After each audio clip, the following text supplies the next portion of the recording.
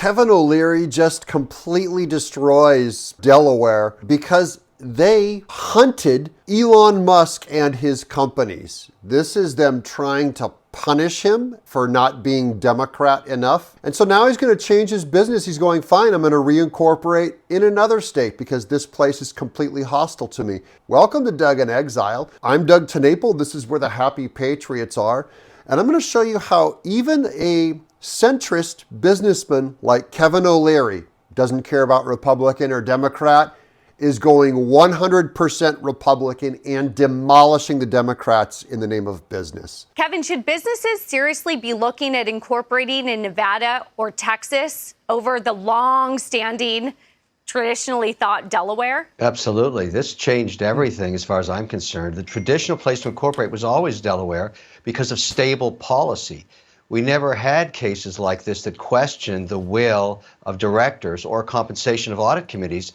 Well, now they're getting so unstable. What happened in D.C. that made it now politically psycho to incorporate there, where they will hunt and destroy opponents? This is the same thing as the politicization of our courts in New York, in D.C. with Chutkan, in Los Angeles. You cannot get a fair case in New York if you're Trump, because now it's all being weaponized against Republicans. And all of a sudden, this ruling changes everything. It takes Delaware from the winner state column to the loser state column.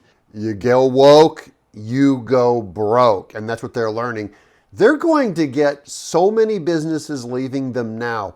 It's not just, hey, like the last couple hours are going to stop businesses from coming in. Who wants to set up a business in Delaware only to have to change it in like 6 months or a year or 5 years? You'd be terrified to open it up there. Other loser states like New York, New Jersey, Massachusetts, Minnesota, Michigan, California, those are loser states where you avoid putting money to work or doing anything corporately because their policy is very unstable. Unstable is one way of putting it. He wouldn't mind, by the way, if it was unstable in favor of business. It's not. They're unstable, meaning against business. They attack you. Their word is getting out. It is unstable.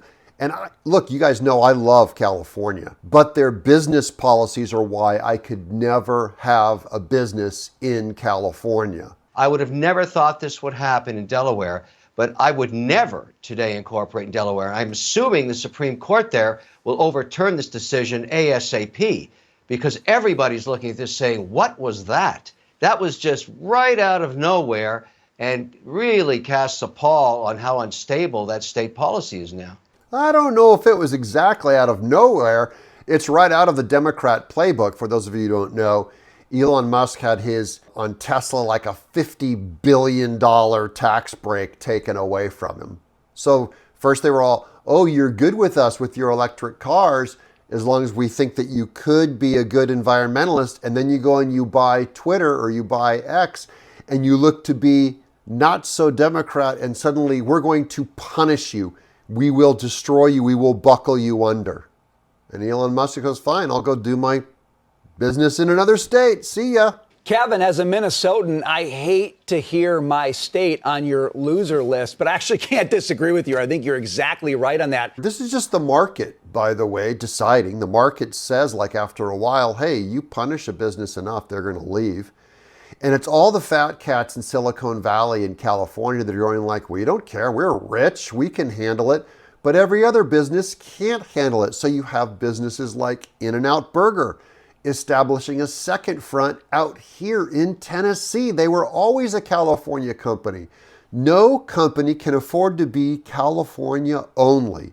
Watch them start to branch out in more business-friendly states, because these other states are like, we're starting to fear the apparatchiks, the bureaucrats in government. Here's Kevin O'Leary destroying Kamala Harris and Biden on the ticket when he asked, will Biden run? Before he comes off the ticket, I would assume he would swap out his vice president, Kamala Harris is immensely unpopular. And so if you're an independent, she's unpopular on all sides of the ticket from both parties. And so if I was going to vote for Biden, and I'm concerned about longevity issues, which you just raised, and obviously they're being raised, why not put somebody there that I would want to have as a president? So as bad of a problem as Biden's cognitive issues are, no one wants to see him go because it's going to mean President Kamala Harris. And so Kevin O'Leary is saying you have to replace her. Kamala's not talking about stepping down or going anywhere.